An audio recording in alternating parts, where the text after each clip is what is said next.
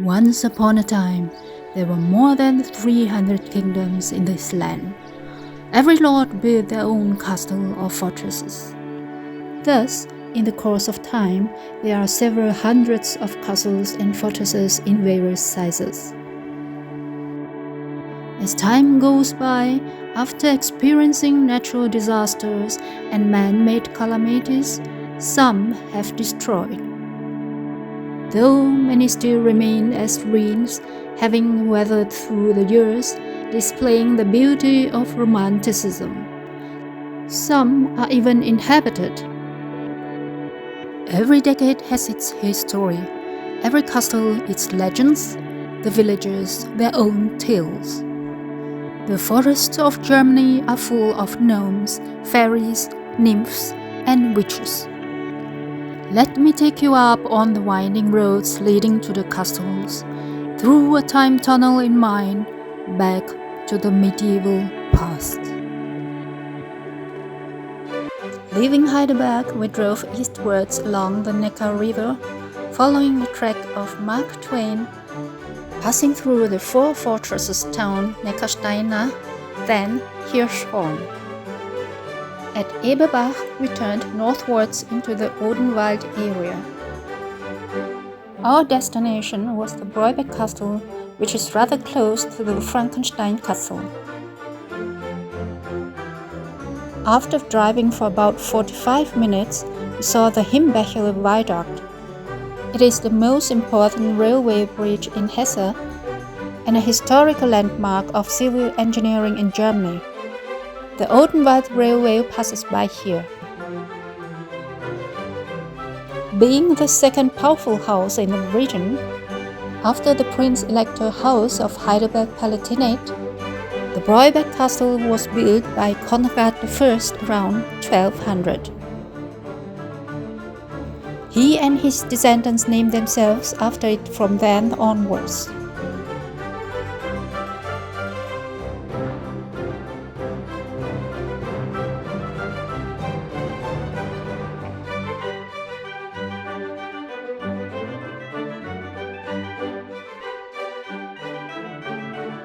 The grounds at the Outer Bailey and the canal originated at the end of the 14th century.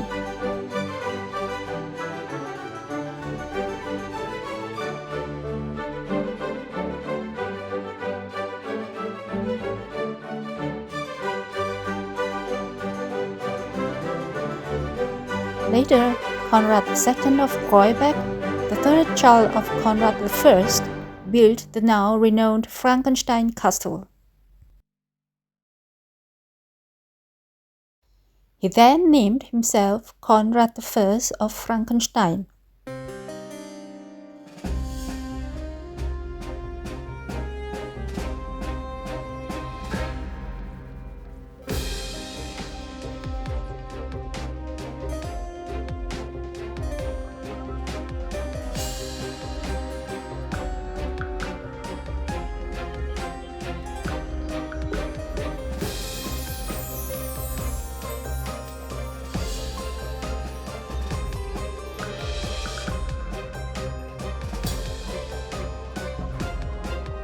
Under Gerlach and his son Eberhard III, the family reached its zenith in 1282.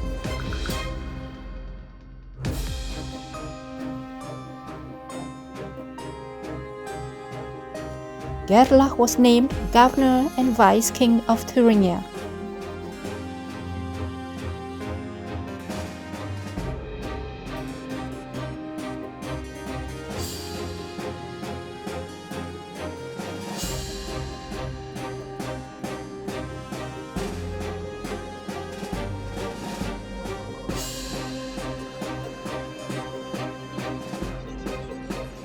After the extinction of the family male line in 1323, the possession of the castle was unevenly divided.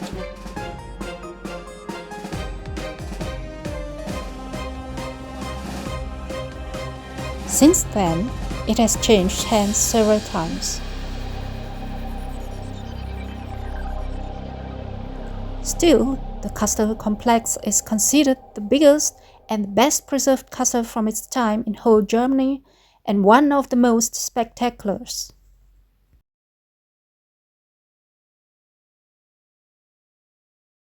Do you see this head here? There's a folktale about it. There were feudal fights at that time. Once, the Otzbergers came back with heavier cannons.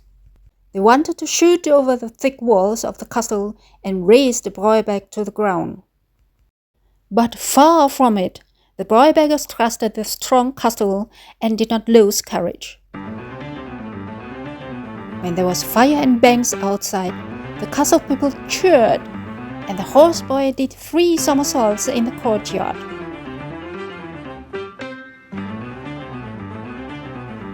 One midday, just like today, they stood outside on guard duty behind the wall. They boiled a cauldron full of millet porridge. When they sat down and wanted to enjoy the porridge, a cannonball flew against the tower, bounced off, and fell into the cauldron.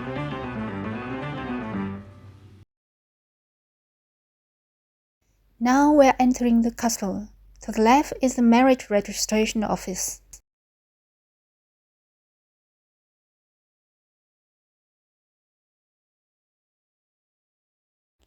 To the right is the castle tavern, which is common in castle and fortress courtyards. The millet porridge squirted out from the cauldron, but Werner, a real joker, licked it up from the ground, jumped onto the wall, and stuck out his tongue at the enemies. The Otzbergers immediately shot at him, but they didn't hit him.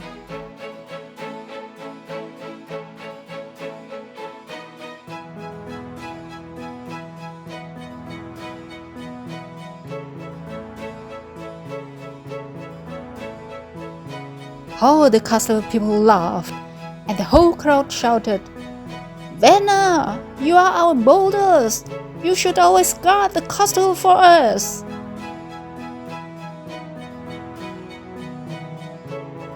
The crossbow guard in Wertheimer Armory stands on watch. The building was built in 1528, as stated.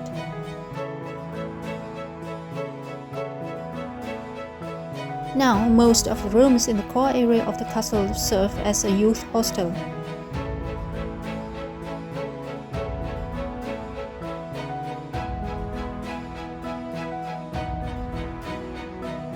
We are going up to this keep. It costs only €1 per head.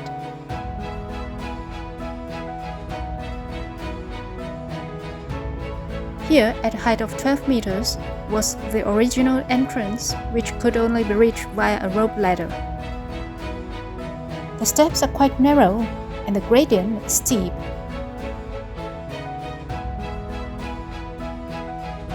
Finally, we reached the top.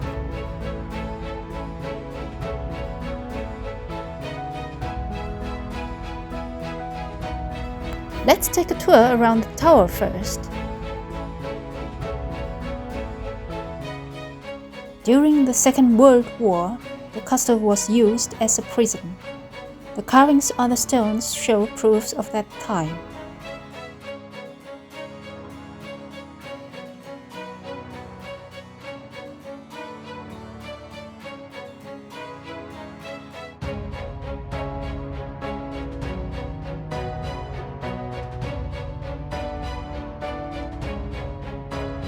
The view from here is wonderful.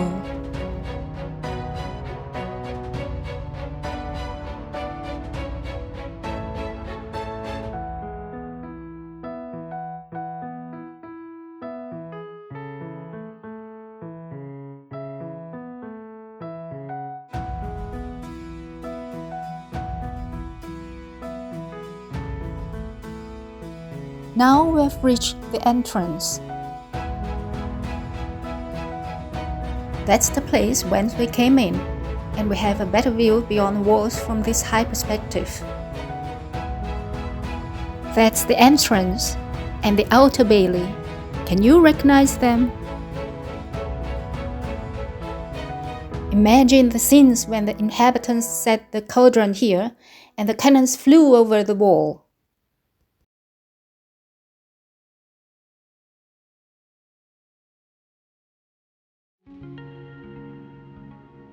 The tower is also designed with a good drainage system.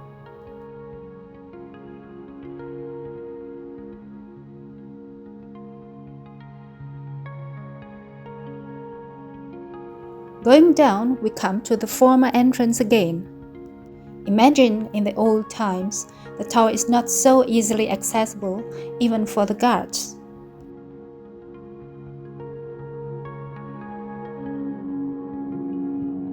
Lingering in the courtyard, we try to feel the air of medieval glory before going out the gate.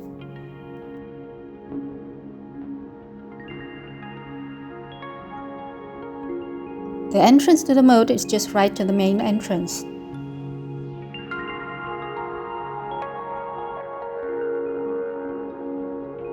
There are many embrasures here, as the outer wall of castles and fortresses usually have.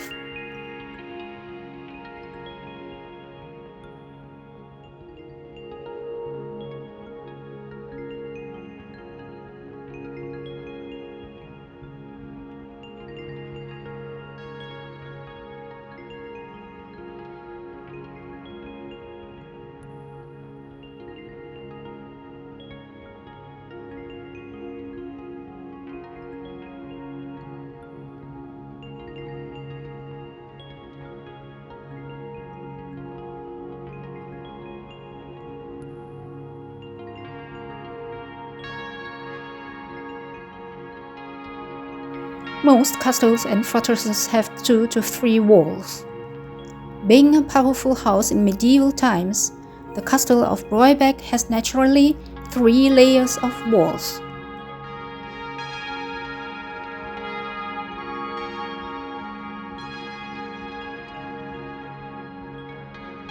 This is an additional wall in between.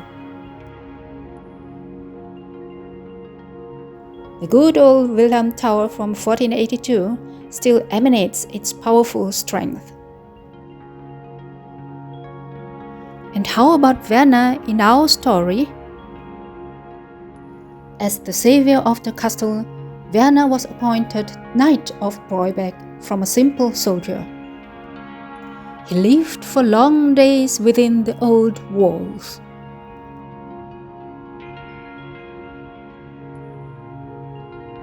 As he grew older and the life in the world beyond drew near, he thought sadly of the old Breuberg and who would guard and protect it after him. Oh, if only I could walk within the old walls forever and protect the castle for posterity forever, thought Werner.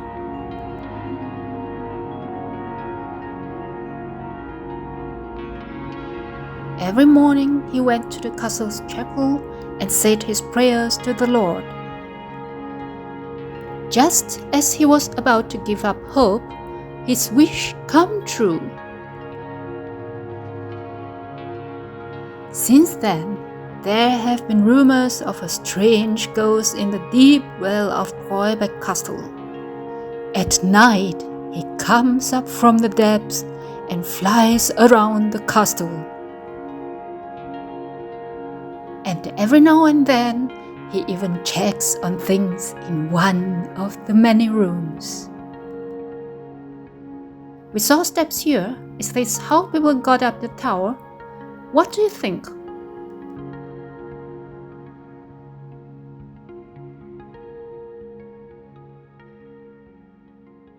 Goodbye, majestic castle. It was a pleasant visit. Maybe we would come another time and join one of the many interesting guides and events here.